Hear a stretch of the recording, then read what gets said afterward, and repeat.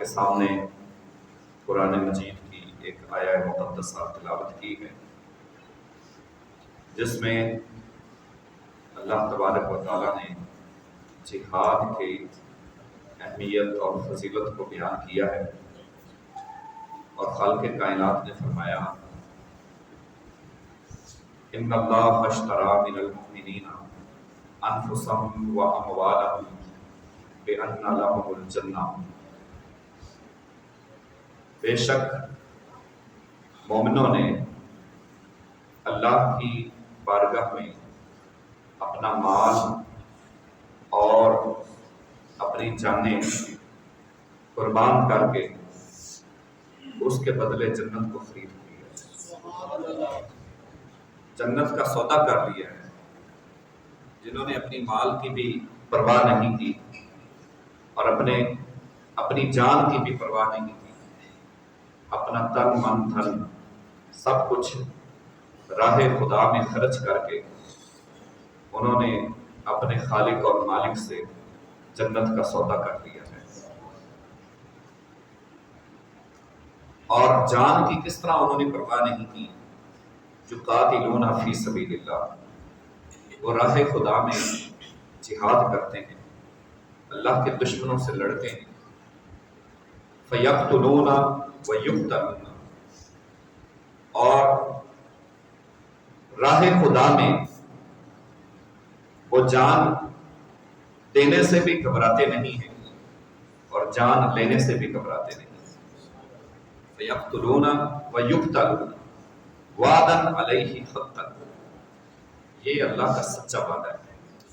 فی التوراۃ والانجیل والقرآن، جو کہ اللہ نے تمام آسمانی کتابوں میں یہ وعدہ کیا ہے، تورات میں بھی، زبور میں بھی، انجیل میں بھی، قرآن پاک میں بھی۔ اللہ کے مقرب اور اللہ کے پسندیدہ وہ بندے ہیں جو راہ خدا میں جہاد کرتے ہیں۔ پھر دوسری جگہ پر اللہ تبارک و تعالیٰ نے مومنوں کو ارشاد فرمایا کہ اے مومنوں، اللہ کی راہ میں لڑو، کانہم بنیان مرصوص، سیسا پلائی ہوئی دیوار کی مانند، اکٹھے ہو کر اتحاد کے ساتھ مضبوط ہو کر دشمن کے سامنے سینہ سپر ہو۔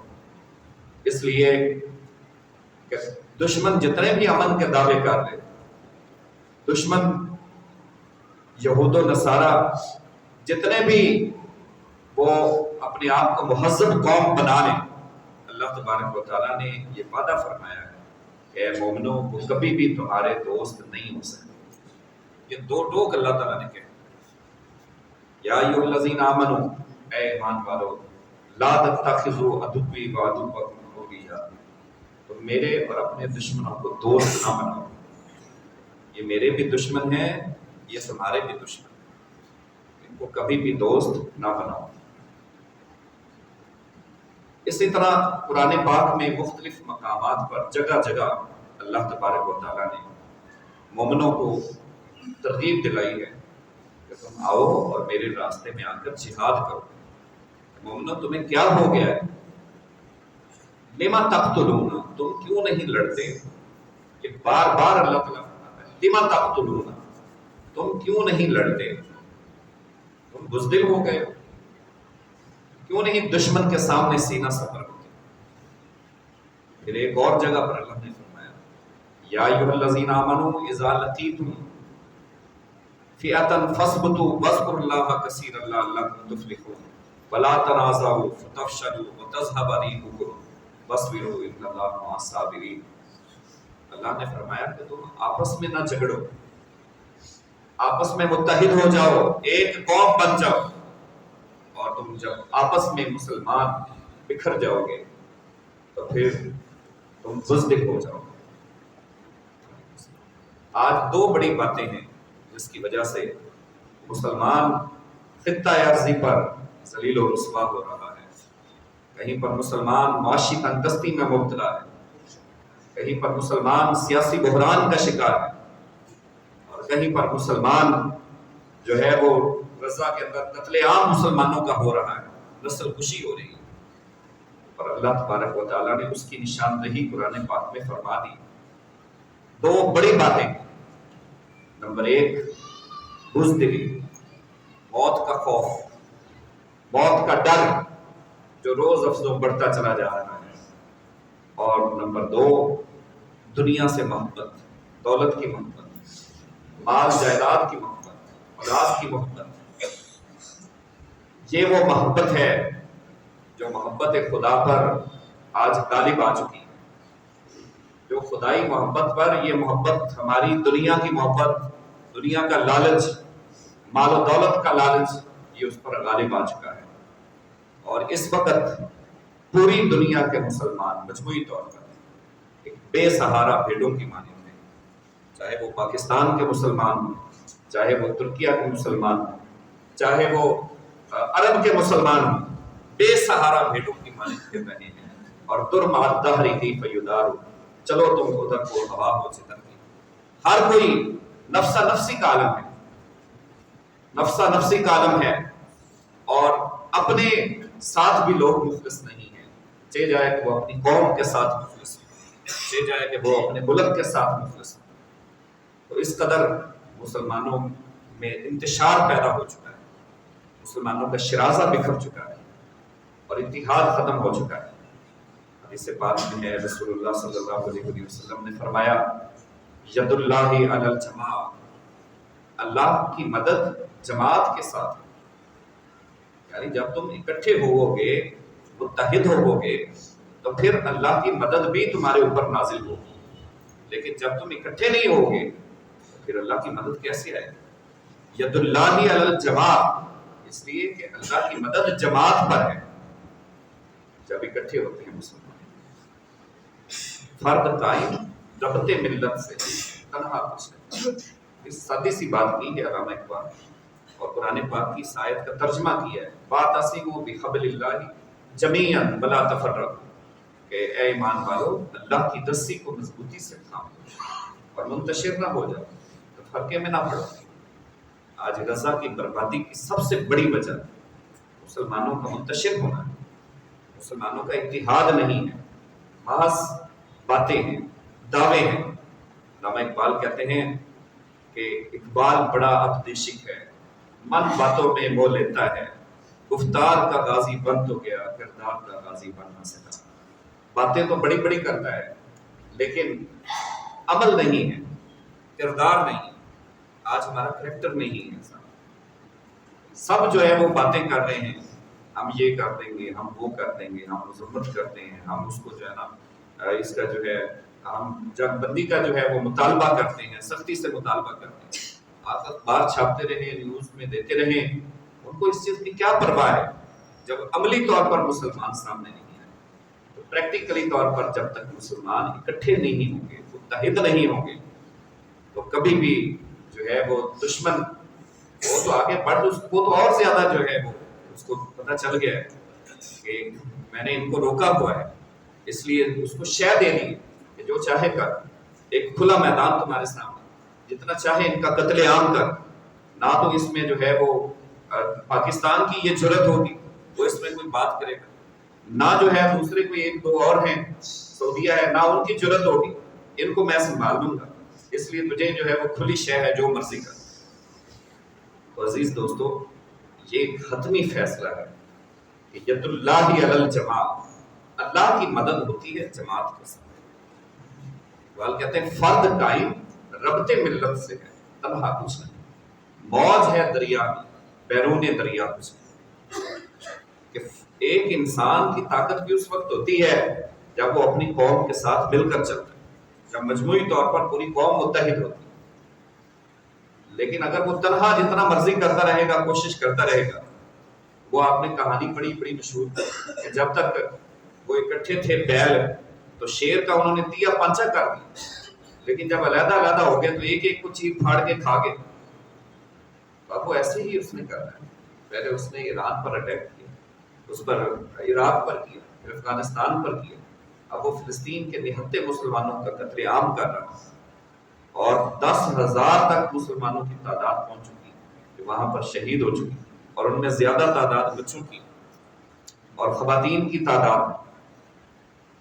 پھر اس کے بعد جو ہے وہ ہزاروں کی 50,000 سے زائد لوگ وہ ہیں جو اپاہج ہو چکے، زخمی ہو چکے، جن کے ہاتھ کٹ چکے، بازو کٹ چکے، ٹانگیں کٹ چکی، جن کے جو ہے وہ زخمی ہو چکے، اور وہ ان کا جو ہے ان کی زندگی جو ہے وہ بالکل بے معنی ہو چکی۔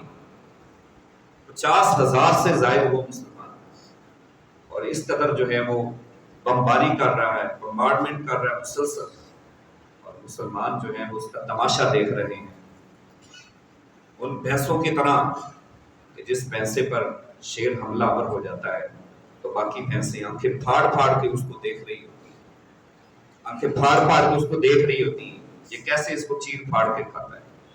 تو ایسے آج یہ یہودی درندگی کا مظاہرہ کر رہے ہیں، وحشت کا مظاہرہ کر رہے ہیں، اور مسلمانوں کی غیرت اور حمیت مجموعی طور پر دم توڑ چکی ہے۔ نہ ہمارے پاس کوئی لیڈرشپ ہے، نہ ہمارے پاس کوئی پولیٹیشین ہے، نہ ہمارے پاس کوئی جو ہے وہ معاشی معاملات ہیں۔ تمام میدانوں میں ہم جو ہے وہ بالکل ملیا میٹ ہو چکے ہیں۔ عزیز دوستو، سوچنے کا مقام ہے کہ ہم نے کیا ان کی مدد کرنی ہے، کہ ہم ان کی ایک پروڈکٹ نہیں چھوڑ سکتے، ایک پروڈکٹ ہم ان کی نہیں چھوڑ سکتے، ہم ان کے یہ ہیڈ اینڈ شولڈر نہیں چھوڑ سکتے، ہم ان کی پیپسی نہیں چھوڑ سکتے، کوک نہیں چھوڑ سکتے، یہ ان کی مصنوعات نہیں ہم چھوڑ سکتے۔ اتنی ہم زحمت گوارا نہیں کرتے کہ چلو اور تو ہمارے پاس کچھ نہیں ہے تو میڈیا کے اوپر ان پر لعنتی کرتے رہیں، لیکن میڈیا پر بھی ہمارے پاس جو ہے وہ یہ اپنا شارٹس دیکھنے کے سوا اور اس کے علاوہ جو ہے ان چیزوں کے سوا ہمارے پاس ٹائم نہیں ہے کہ ہم جو ہے کوئی کام کر لیں۔ ان کی پروڈکٹ نہیں ہم چھوڑ سکتے۔ یہ کیا مطلب ہے اس کا پیپسی کا؟ کبھی آپ نے سوچا ہے اس پر؟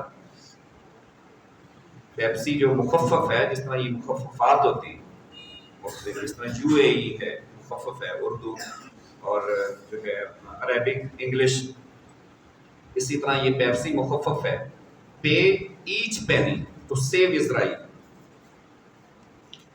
وہ پینی کہتے ہیں ان کا ایک سکہ، جس طرح ہمارے یہاں پر 54 چلتی ہوتی تھی، ایسے ان کا ایک سکہ ہے جس کو وہ پینی کہتے ہیں۔ تو وہ ایک بوتل یہ پینی کی آتی ہے چونکہ، تو اس لیے انہوں نے جو ہے اس کا نام ہی پیپسی رکھا ہوا، پے ایچ پینی ٹو سیو اسرائیل۔ تو عزیز دوستو، جب آپ شوق سے کوک کا کش لگاتے ہیں اور پیپسی کا کش لگاتے ہیں تو اس وقت یہ چیز ذہن میں رکھا کریں کہ جو بارود غزہ کے مسلمانوں پر گر رہا ہے اور جو گولی غزہ کے مسلمانوں کے سینے کو چیر رہی ہے اور وہ جو لہو بہہ رہا ہے، اس لہو کے اندر ہمارا بھی حصہ ہے، اس گولی کے اندر، اس بارود کے اندر ہمارا بھی حصہ ہے، شامل ہے۔ اگر مجموعی طور پر چند ملک ہی یہ تہیہ کر لیں کہ اور تو ہم کچھ نہیں کر سکتے، اور تو ہم جو ہے ان کا جواب دو نہیں دے سکتے، ان کی پروڈکٹ ہی کم از کم چھوڑ دیں، ایک جگہ سے تو کم از کم ان کو جو ہے وہ معاشی اعتبار سے خسارہ ہوگا، تو یہ تو ہمارا پارٹیسپیٹ کم از کم ہوگا نا۔ پھر اس کے بعد جہاں ہماری میڈیا کے اوپر پہنچتے ہیں تو وہ اسرائیل کی تذلیل پر ہونی چاہیے اور اس کو ڈس لائک کیا جائے اور مسلمانوں کی غیرت بیدار ہو جائے۔ کاش کہ کوئی ہماری ایک بات سے شاید جو ہے وہ کسی کے دل میں جذبہ پیدا ہو جائے۔ دوسرے ممالک کے اندر احتجاج ہو رہے ہیں، جگہ جگہ پروٹیسٹ ہو رہے ہیں، لوگ اپنے حکمرانوں سے جو ہے وہ آنکھوں میں آنکھیں ڈال کے بات کر رہے ہیں۔ اگر کوئی نہیں کر رہا تو وہ میرے اور آپ کے سر کے اوپر مسلط ہوئے حکمران وہ بے حس ہو چکے ہیں، بے ضمیر ہو چکے ہیں، وہ نہیں کر رہے۔ باقی کم از کم ہر ملک سے کہیں نہ کہیں سے جو ہے وہ رینڈملی آواز اٹھائی جا رہی، وہ اس طریقے سے نہیں جس طریقے سے ہونی چاہیے۔ حضور صلی اللہ علیہ وسلم نے فرمایا کہ ان قریب میری امت پر ایک وقت آئے گا کہ جب ان کا قتل عام ہوگا ان کا، اور گاجر مولی کی طرح کاٹا جائے گا۔ آپ صلی اللہ علیہ وسلم نے فرمایا کہ کفر ایسے اکٹھا ہو جائے گا کہ جیسے کھانے پر لوگ اکٹھے ہوتے ہیں، دعوت پر لوگ جیسے اکٹھے ہوتے ہیں ارد گرد، ایسے سارے کافر اکٹھے ہو جائیں گے۔ اب آپ دیکھیے کہ برطانیہ کے بیان دیکھیے، آپ امریکہ کے آپ بیان دیکھیے، وہ سارے کے سارے یورپینس، وہ ظاہری طور پر کسی نے ایک دو نے جو ہے وہ کہا ہے، لیکن اس کے باوجود وہ لوگ ہیں کہ جن کی بات کو کوئی معتبر نہیں کرتا، جن کی بات کی کوئی ویلیو نہیں، صورت دیگر کفر مجموعی طور پر اکٹھا ہو چکا ہے، اور یہاں تک کہ انہوں نے بیان دیا کہ اگر یہاں سے واپس آتے ہیں، اگر یہاں سے واپس آتے ہیں، اسرائیل واپس آتا ہے تو پھر حماس اور مضبوط ہو جائے گا، پھر مسلمانوں کو اور شے مل جائے گی، یہاں تک انہوں نے کہہ دیا، اور کہتے ہیں جی مکمل محاصرہ کرنے تک یہ جنگ جاری رہے گی، اور ابھی یہ وہ کرنے جا رہے ہیں جو کچھ انہوں نے عراق کے اندر کیا تھا، وہاں پر مسلمانوں کا قتل عام کیا تھا، اور اس میں جو ہے ایک کردار داعش کا کردار جو ہے وہ سامنے لے کر آئے تھے، یہاں پر وہ حماس کا کردار سامنے لے کر آئے، حالانکہ حماس خالصتاً وہ ان کی ملٹری، اس کنٹری کی ملٹری ہے پوری کی پوری، اور اس کے اندر صرف فوج شامل نہیں ہے، فوج کا نام تو صرف القسام بریگیڈ وہ فوج شامل ہے، ان کے اور بہت سارے شعبے، میڈیکل کے اندر ان کے لوگ کام کر رہے ہیں، طبی عملہ ان کا کام کر رہا ہے، لوگوں کے جو ہے یہ جو جتنی وہاں پہ ملبہ صاف کر رہے ہیں وہ سارا عملہ ان کا کام کر رہا ہے، خدمت خلق پہ ان کا عملہ کام کر رہا ہے، تو وہ پوری کی پوری ایک آرگنائزیشن ہے، وہ ایک آرگنائزیشن ہے جو اس کنٹری کو چلا رہی ہے، وہ پوری گورنمنٹ ہے وہاں، یہ سارے کے سارے جھوٹے دعوے، جھوٹے الزامات صرف بدنام کرنے کے لیے مسلمانوں کو۔ تو عزیز دوستو، آپ صلی اللہ علیہ وسلم نے فرمایا کہ مسلمان وہ اس طرح کافر اکٹھے ہو جائیں گے جس طرح کھانے پر دعوت پر لوگ اکٹھے ہو جائیں گے۔ صحابہ کرام نے پوچھا یا رسول اللہ صلی اللہ علیہ وسلم، کیا اس وقت مسلمان ان کا مقابلہ نہیں کریں گے، مسلمان کم ہوں گے؟ آپ صلی اللہ علیہ وسلم نے فرمایا نہیں، مسلمانوں کی کثرت ہوگی، مسلمانوں کی کثرت ہوگی، لیکن مسلمان سیلاب کے اوپر ایک جھاگ کی مانند ہوں گے، جس طرح سیلاب آتا ہے اس کی طاقت پانی کے اندر ہوتی ہے، ایک اس کے اوپر جھاگ چل رہی ہوتی ہے، جھاگ کے اندر طاقت نہیں ہوتی، اصل طاقت پانی کے اندر ہوتی ہے، تو مسلمان محض اس جھاگ کی مانند رہ جائیں گے اور ان کی طاقت ختم ہو چکی ہوگی۔ صحابی نے عرض کی یا رسول اللہ صلی اللہ علیہ وسلم، اس کی وجہ کیا ہے؟ آپ صلی اللہ علیہ وسلم نے فرمایا حب المال والدنیا، اس کی وجہ دنیا اور مال کی محبت ہے، وفی قلوبکم الوہن، اور ان کے دلوں میں وہن پیدا ہو جائے گا۔ اس نے پوچھا یا رسول اللہ ماذا وہن، وہن کیا ہے؟ آپ صلی اللہ علیہ وسلم نے فرمایا الضعف الایمان، ان کے ایمان کمزور پڑ جائیں گے۔ تو یہ وہن ہے دوستو، یہ وہن ہے۔ کہتے ہیں جی امریکہ کے پاس بہت بڑی طاقت ہے، ایٹم بم ہے، نیوکلیئر پاور ہے، یہ ہے وہ ہے، ٹینک ہیں، جہاز ہیں، سب کچھ ہے، لیکن اب تاریخ اٹھا کر دیکھیے، خدا کی قسم پوری تاریخ میں جب بھی مسلمان لڑا ہے، مسلمان دشمن کی طاقت کو دیکھ کر لڑا ہی نہیں، مسلمان اپنے رب کے بھروسے پر لڑا۔ آپ مجھے بتائیے اس وقت کیا دشمن کے پاس طاقت نہیں تھی؟ جب رومن ایمپررز کے اگینسٹ آپ صلی اللہ علیہ وسلم نے جو ہے ہرقل کے خلاف آپ نے لشکر بھیجا، اور صرف 3000 کا لشکر جنگ موتا میں، اور حضرت خالد بن ولید رضی اللہ تعالیٰ ان کو ناکوں چنے چبوا دی۔ پھر جب قادسیہ ہوئی، قادسیہ کے مقام پر مسلمانوں کی اسٹرینتھ 5000 تھی دوست، حضرت سعد بن ابی وقاص رضی اللہ تعالیٰ فاتح ایران، آپ اس کو لیڈ کر رہے ہیں، اور دشمن کی تعداد کتنی تھی؟ دشمن کی تعداد 5 لاکھ سے زائد تھی، 5 لاکھ سے زائد، ہر قسم کا جدید اسلحہ ان کے پاس، جدید ساز و سامان جنگی ان کے پاس، افرادی قوت ان کے پاس، لیکن مسلمانوں کے پاس تھی تو ایمان کی طاقت تھی، اپنے خدا کی محبت تھی، اور جہاد فی سبیل اللہ کی محبت تھی۔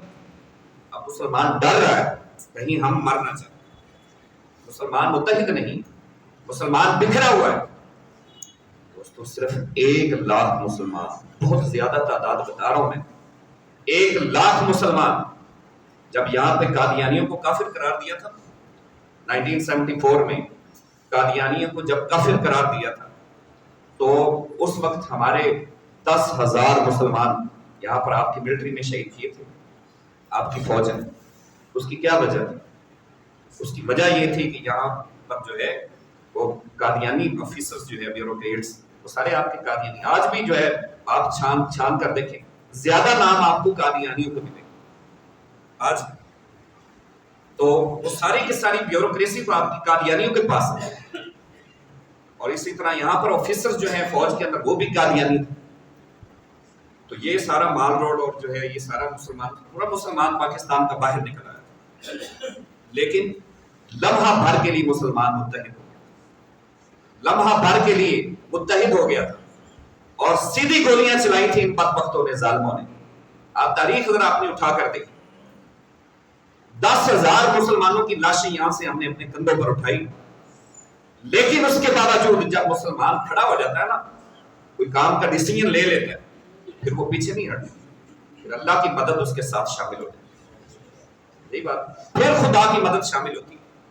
فضائے بدر پیدا کر فرشتے تیری نصرت کو اتر سکتے ہیں گردوں سے کتار اندر کتار آپ پہ. اب بھی رب ذوالجلال کی طاقت قائم ہے, اب بھی رب ذوالجلال اپنے فرشتے بھیج سکتا ہے. اس کے فرشتے کوئی ڈھونڈے تو نہیں ہوگے, اس کی طاقت کوئی ختم تو نہیں ہوگی.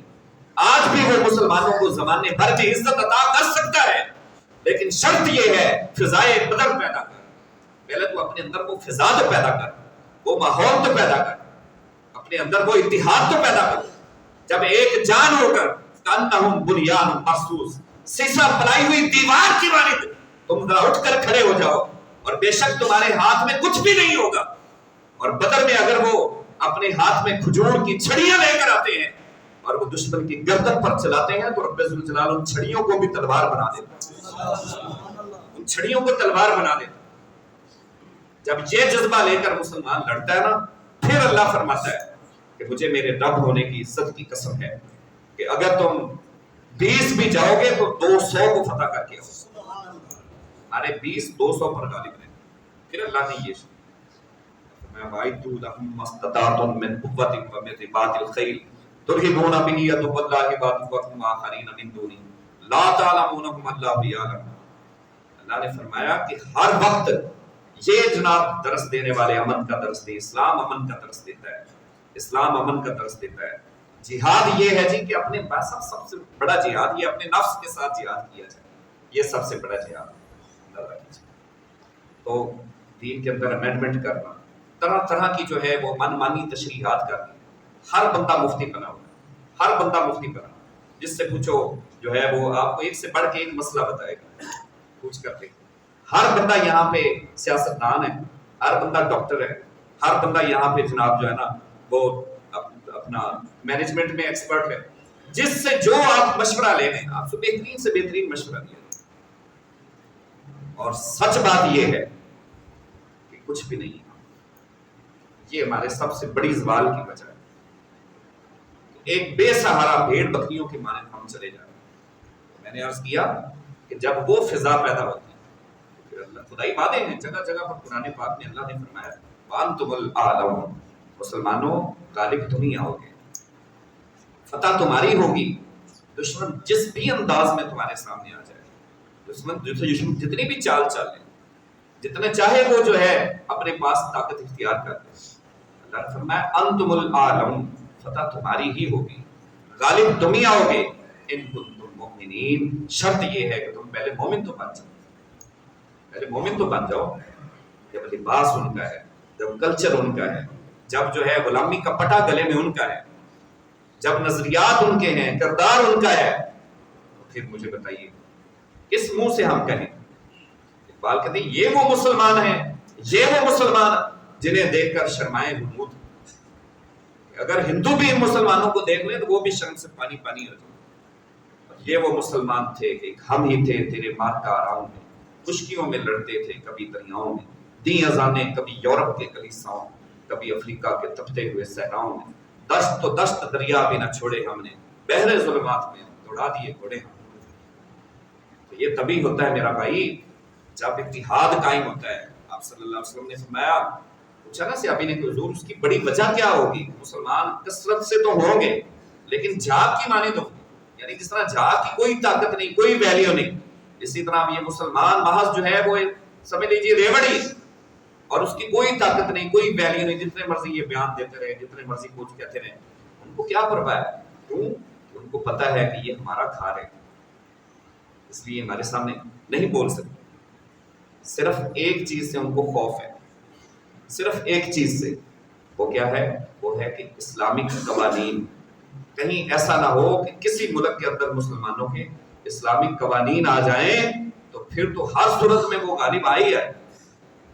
اور یہی مقصد تھا دوستو پاکستان کے رسول کا، پاکستان کو حاصل کرنے کا مقصد کہ یہاں پر مسجدیں بنانا نہیں تھا، ذکر اذکار کرنا نہیں تھا۔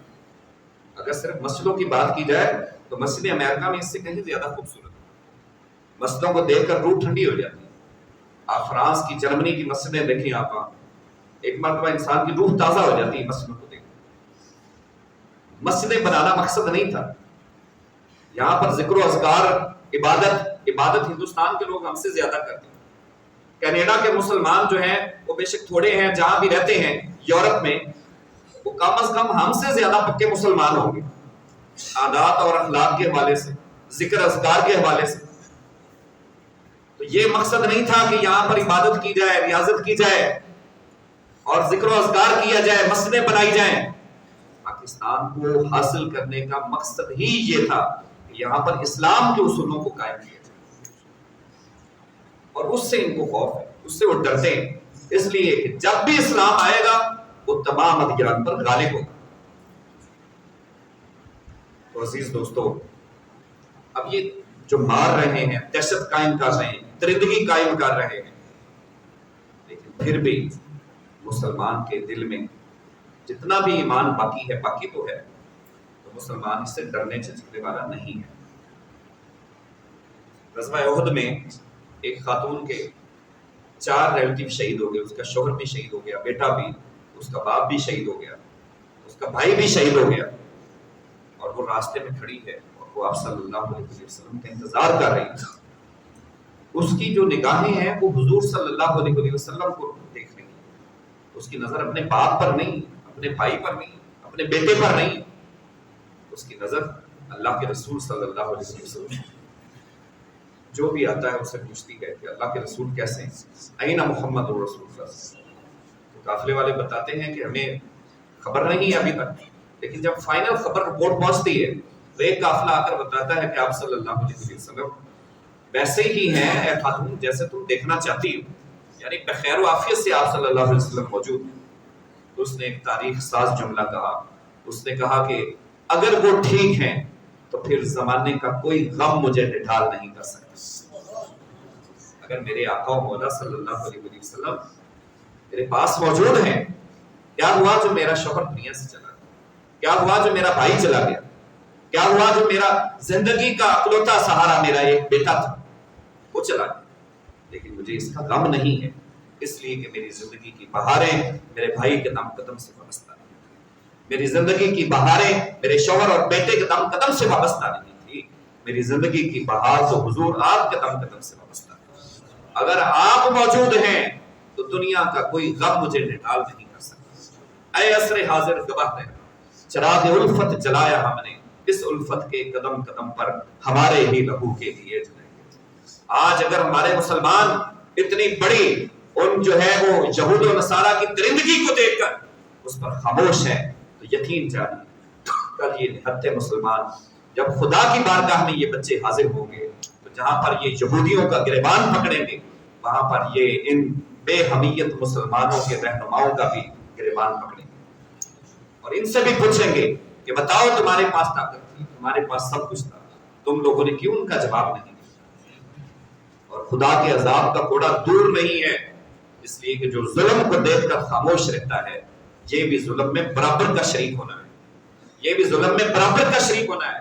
اور قرآن اس بات پر گواہ ہے کہ خدا نے جب قوموں پر عذاب نازل کیے ہیں تو خدا نے پہلے اس قوم پر عذاب نازل نہیں کیا جو برائی میں مبتلا تھی، جو ظلم میں مبتلا تھی، خدا نے پہلے اس قوم پر عذاب نازل کیا ہے جو ظلم تو دیکھ رہی تھی لیکن اس پر خاموش تھی۔ پہلے خدا نے اس قوم کو سور بنایا ہے، پگ بنایا ہے، پھر بعد میں اللہ نے اس قوم کو بندر بنایا ہے جو ظلم میں مبتلا تھی۔ پہلے اس قوم پر عذاب نازل ہوتا ہے، تو اس لیے یہ جو ہے وہ دور نہیں ہے، وقت آنے والا ہے کہ جب یہ مجموعی طور پر اللہ کے عذاب کا کوڑا چلے گا، اور اگر یہ اسی طرح خاموش رہیں گے، اس لیے کہ یہ خدائی وعدہ ہے کہ اللہ نے یہودیوں کو زندہ ہی اس لیے رکھا ہے کہ وہ مسلمانوں کو جو ہے ان کا غضب مسلمانوں پر غالب آ جائے گا، اور یہ آئے گا ایک بار جو ہے مسلمانوں کا قتل عام ہوگا، نسل کشی ہوگی، پھر جا کر جب مسلمانوں میں غیرت پیدا ہوگی پھر یہ اسلام کو قائم کریں گے، پھر یہ اسلام کے اصولوں کو لے کر آئیں گے، اور ان اصولوں کے مطابق تو میں کہتا ہوں 10,000 ہی بڑے ہیں، آپ 10 لاکھ کی بات کرتے ہیں، 10,000 ہی بڑے، اگر 10,000 بھی متحد ہو کر ایک جان ہو کر نکل پڑے نا تو یہ تو اسرائیل کے بخشے اڑا کر رکھ دیں اور اگلے پچھلے سارے ان سے بدلے لے، صرف 10,000 بھی نکل پڑے پھر خدا کی مدد شامل ہے۔ اللہ تعالیٰ ہمیں عمل کی توفیق عطا فرمائے۔